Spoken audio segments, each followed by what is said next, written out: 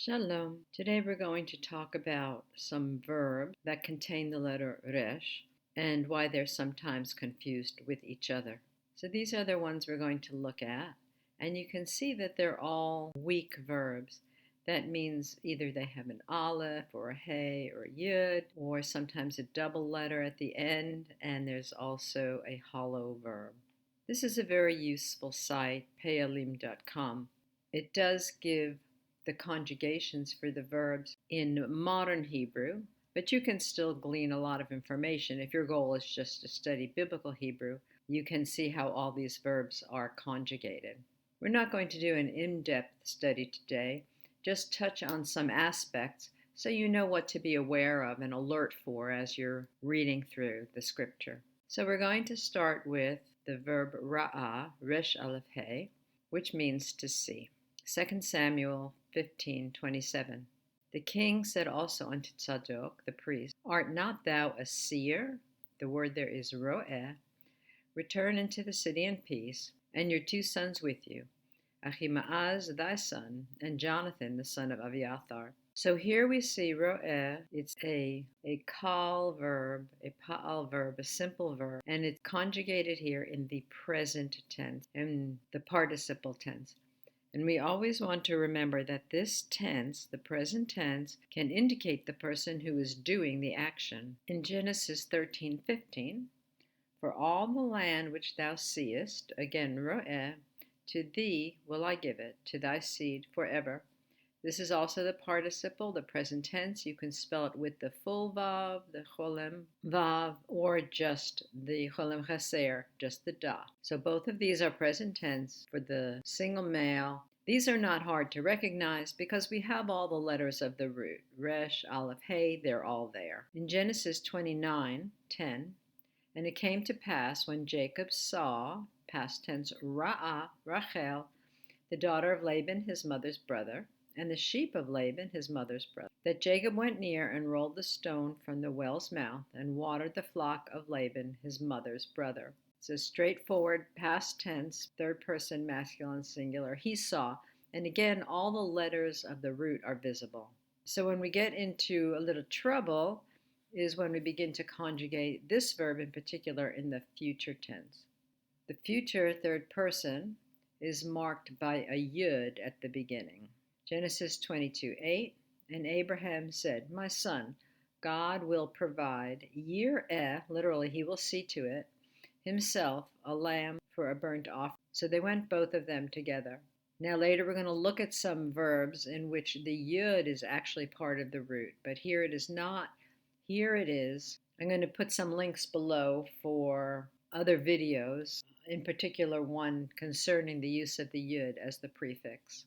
Now, a peculiar thing happens with verbs that end in hey, and we see this in Genesis 1:4 and many other places. And God saw the light that it was good. So there are two principles here. The first is that when you put a vav in front of a verb, it will reverse the tense most of the time. In modern Hebrew, he will see is vayir'eh, and the hey is there. But in biblical Hebrew, for verbs that end in hey, that have the vav conversive, the reversing vav, and the third person masculine future, the hey drops off. And this is very common.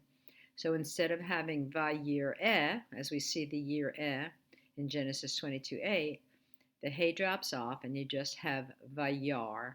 Some other examples, if you have the verb bana, to build, and you have the phrase, and he built, as the tense is reversed because of the vav, it is not vayivneh, it becomes vayiven.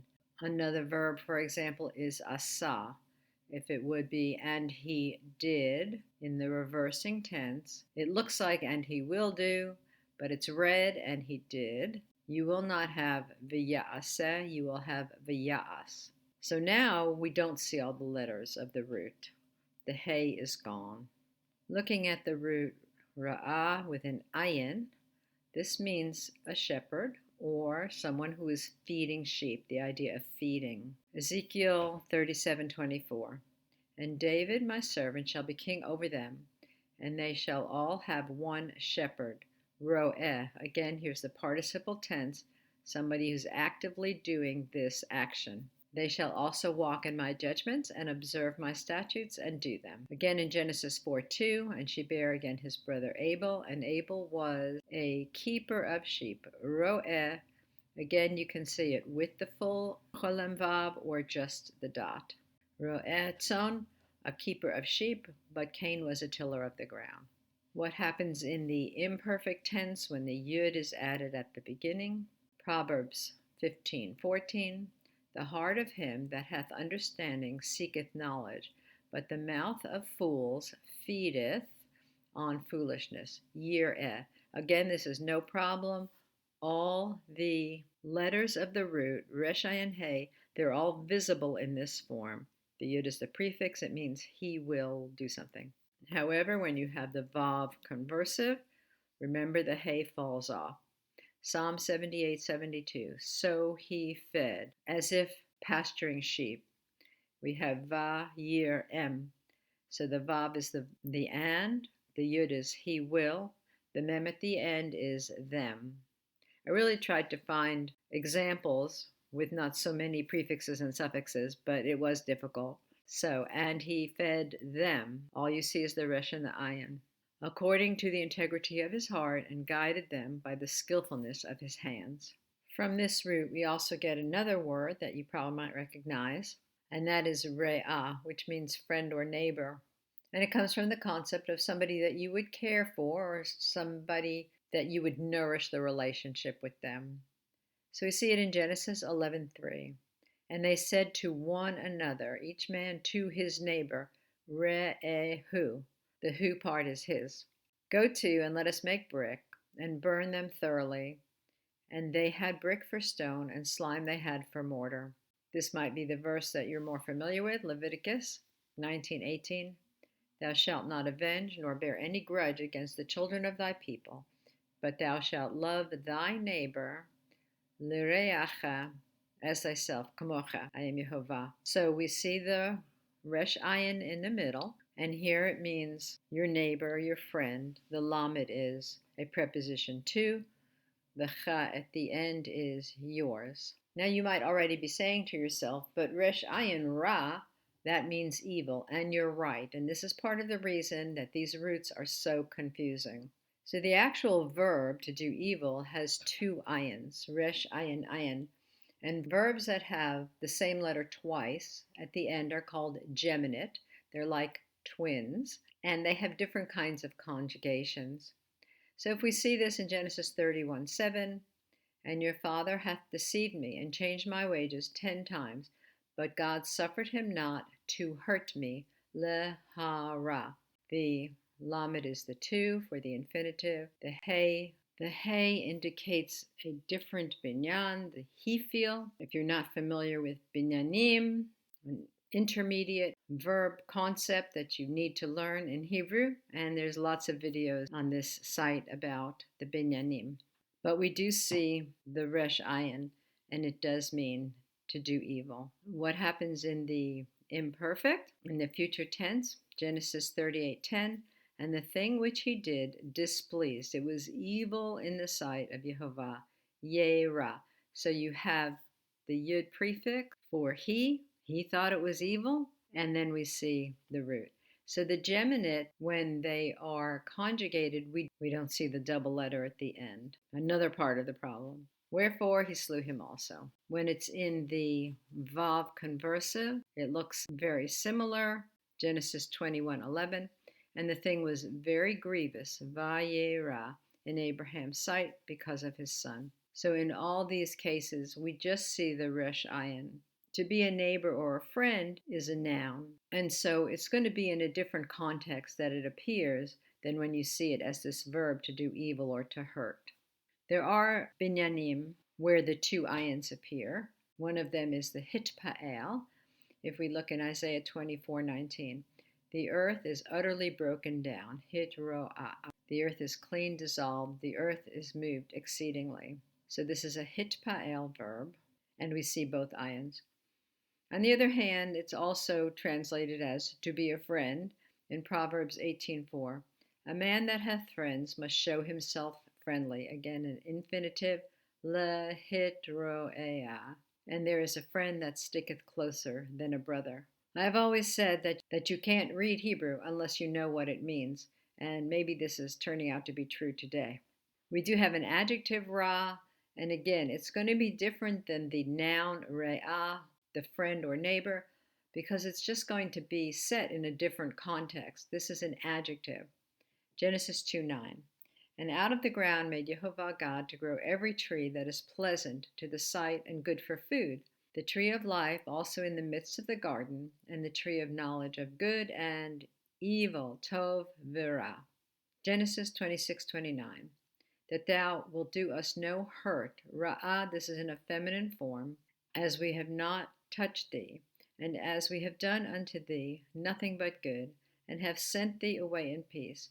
Thou art now blessed of Jehovah. I'm just trying to bring you some examples of part of the confusion. You're not going to get it all down pat today. Just things to be aware of while you're reading. You can always reference a concordance and find out what it is you're looking at. But I just encourage you, when you're reading and you come across these types of things, not to jump to any conclusions about what they mean, because they are easily confusable. We come to some verb roots now that start with yud. So now you're going to begin to see when you are in the third person, masculine, singular, imperfect, he will do something that is represented by the yud. But here the yud is actually part of the root. Genesis 19:30. And Lot went up out of Zoar and dwelt in the mountain, and his 2 daughters with him, for he feared Yareh to dwell in Zoar, and he dwelt in a cave, he and his daughters. So here we see all the letters of the root. In Genesis 28:17, we see the vav conversive imperfect. It looks like and he will be afraid, but it's translated and he was afraid. Va-yir'ah. So here you have both yuds. So you can see the root, yud resh aleph, and you can also see the prefix he will. And he was afraid and said, how dreadful is this place. This is none other than the house of God, and this is the gate of heaven. Now, going back to comparing some of the things that are confusing, we looked before. And Abraham said, my son, God will provide. He will see to it. He will see. Yir'eh, yud resh aleph. Hey, this is the future tense. He will see. And it looks quite different than the verse we just looked at in Genesis 19:30. And he feared is yud resh aleph nohe. In the vav conversive imperfect in Genesis 1:4. And God saw v'yar. Remember that the hey drops off of this. All we see is the resh aleph of the root to see. In Genesis 28:17, and he was afraid. You have 2 yuds that help you determine that the yud of the yirah, that the yud of the root to fear is part of the root. You also have an extra yud to tell you he will. Now, when fear is conjugated for the feminine, it looks like this. Genesis 18:15. Then Sarah denied, saying, I laughed not, for she was afraid. Yareah. So we see the full root, Yud Resh Aleph. The hey at the end is the feminine. And he said, nay, but thou didst laugh. If we compare this to Genesis 22, for he will provide, he will see to it for himself. You have the exact same spelling. The vowels are different, but remember there are no vowels in the scroll. So you have this, Yud Resh Aleph Hey. Now the one in Genesis 18 cannot be feminine because the feminine would have a different prefix. If it was she will see, then it would be teru'ah with the tav. So we have to know all these little subtleties while we're trying to break this down. I know this is frustrating and confusing, but we have the same problem in every language, where there are homonyms or words that are spelled the same, maybe pronounced the same or different, and they have different meanings. For example, this is a pen, but if I say sheep pen, are you expecting this? I love Shaun the sheep, don't you? Okay, few more roots. This is Yud Resh Hey, which means to shoot an arrow or to teach yara. So we see the participle tense, it looks normal. 2 Kings 19:32. Therefore, thus saith Jehovah concerning the king of Assyria, he will not come into the city, nor shoot yoreh, an arrow there. This is the participle tense. It looks normal. You can see all the letters of the root. Nor come before it with shield, nor cast a bank against it. So here's another example of this verb, which appears in Exodus 19:13. There shall not be a hand touch it, but he shall surely be stoned or shot through. This has an extra yud, but it is a different binyan. It is the nifal. It's a passive form. He will be shot through. Yira'eh. But you have the extra yud that helps you determine that the root is still yara. Whether it be beast or man, it shall not live. When the trumpet soundeth long, they shall come up to the mount. Now this is a bit irregular in the future. So this is a reversing vav, imperfect, read as a past tense. 2 Kings 13:17. And he said, open the window eastward. And he opened it. Then Elisha said, shoot. And he shot. So not what we would be expecting with 2 yuds, but instead the vowel changes to va-yor. And he said, the hour of Jehovah's deliverance, and the hour of deliverance from Syria, for thou shalt smite the Syrians in Aphek, till thou have consumed them. This root you are very familiar with, and we can see also that change of that yud into a vav in the word Torah. Exodus 12:49. One law, Torah, shall be to him that is homeborn, unto the stranger that sojourneth among you. So the word for Torah is not law. It's not a good translation. It comes from the idea of shooting an arrow in a direction, and the goal is to hit the mark. It's a teaching and an instruction. Okay, if you're still hanging in, we're going to do this hollow verb ru'ah, which you are probably familiar with from the word teru'ah, which means to shout and make a big noise. Joshua 6:20. So the people shouted. So this is a vav conversive, third person masculine, and we lose the middle letter. Vayara. And the people shouted when the priests blew with the trumpets, and it came to pass, when the people heard the sound of the trumpet, and the people shouted with a great shout, that the wall fell down flat, so that the people went up into the city, every man straight before him, and they took the city. So we can see this looks very much like the piece in Genesis 38:10, that it was bad, that it was evil. Yera. We're just going to see the resh and the ayin. So we can have one more last confusion. Occasionally verbs that are hollow in different conjugations will double the last letter. So now they begin to look like the geminates. Here's an example, Isaiah 16:10. And gladness is taken away, and joy out of the plentiful field. And in the vineyards there shall be no singing, neither shall there be shouting, Yeroah, with 2 ayins. The treaders shall tread out no wine in their presses. I have made their vintage, shouting to cease. Now you can see that King James has translated this into a noun, shouting, but it is a verb. For example, in the Young's Literal, he translates it as a verb. In the vineyards, they sing not nor shout, as a verb. As I said, this is not an in-depth study. I know there's a lot of advanced grammatical concepts in it. The goal here is for you to be able to recognize when you see certain things, take a step back and refer to some reference. Do not immediately assume that there's a mistake in the translation. Go back, find the root, try and break down the grammar so you understand what's happening, and keep studying. I'll just encourage you to be in your word every day, whatever your native language is, and try and learn some more Hebrew. Chag Chanukah Sameach. Until next time, Tasim et ha'einayim al hashamayim. Keep your eye on the sky, your redemption draweth nigh. Shalom.